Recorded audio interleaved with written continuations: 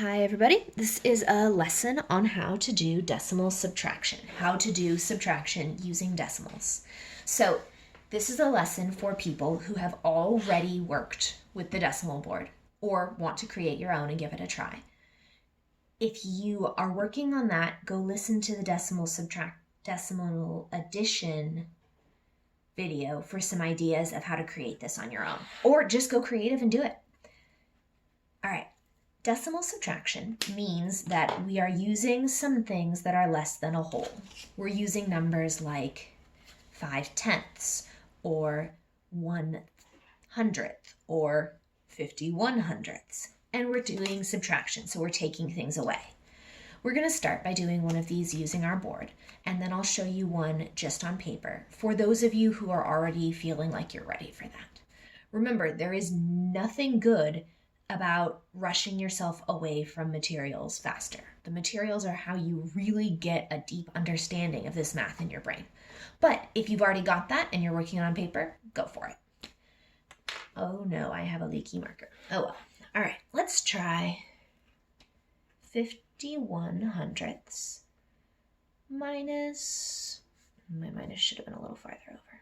There. Minus 21/100. Okay, well, to do that, we'd start by building our first number, just the same as you would with plain old subtraction on the stamp game. So let's build ourselves 51/100. 3, 4, 5. There's our 5/10. Here's our 100th. Okay, 51/100. Now we can do the taking away part.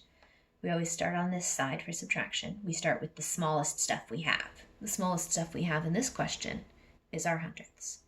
All right, it says you have 100th, take one of them away. What do you have left? We have 0/100 left. Okay, now we move on. We have 5/100, take 2 away.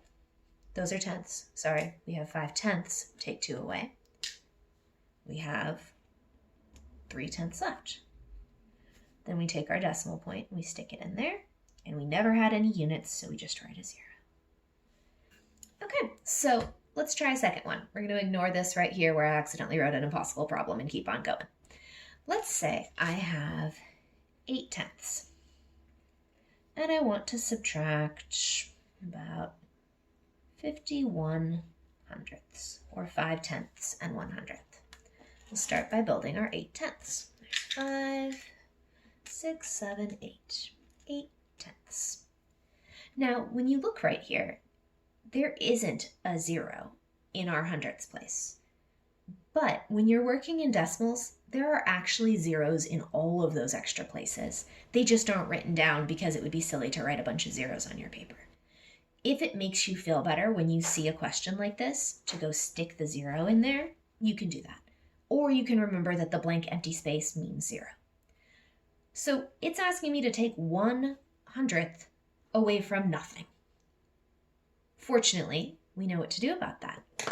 We know that it takes 10/100ths to make a tenth. So if I take one of my tenths and give it back, I can trade it in for 10 of my hundredths. I'm going to do that right now. Let's get 10/100ths. 2, 4, 5, 8, 10. Double check and make sure it's 10, because if I get this wrong, it's going to throw off my answer.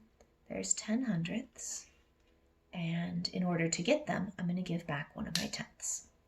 What I have here is still worth exactly the same amount as what I started with. It's just broken into different shapes. So now I can take away my 1/100th. If you were doing this on paper, it would look like this. You would say, I took my 8/10 and I gave one of them back. Now I have 7.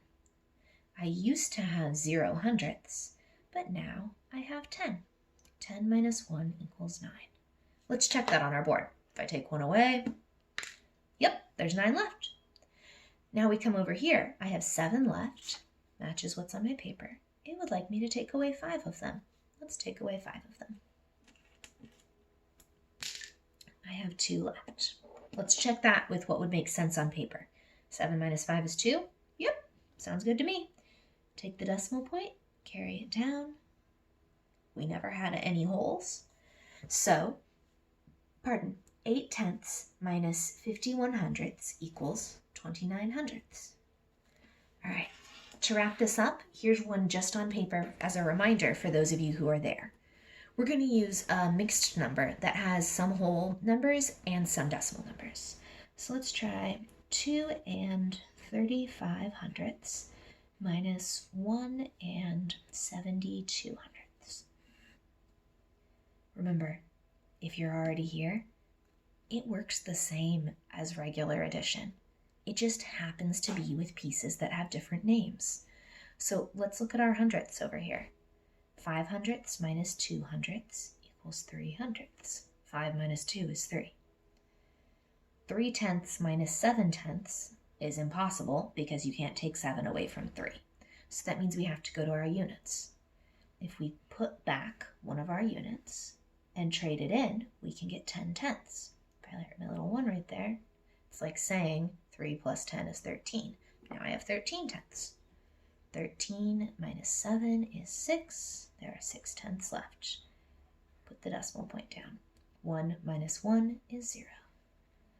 So 2 and 35/100 minus 1 and 72/100 equals 63/100. Hopefully that's been useful.